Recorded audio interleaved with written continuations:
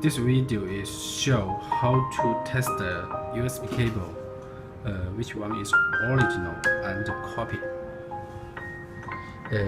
This one is the USB cable tester. Okay.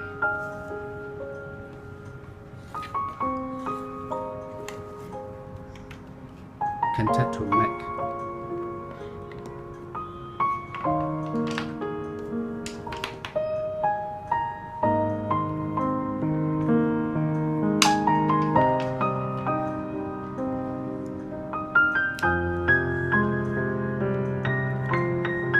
Okay, and if the USB cable is original, this line will be turned to green.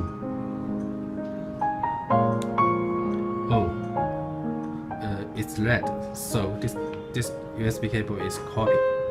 Okay, change another one.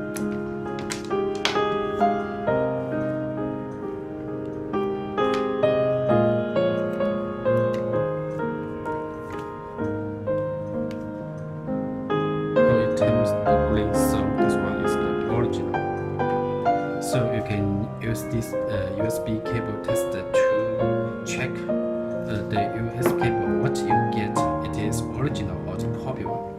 So it's the powerful test.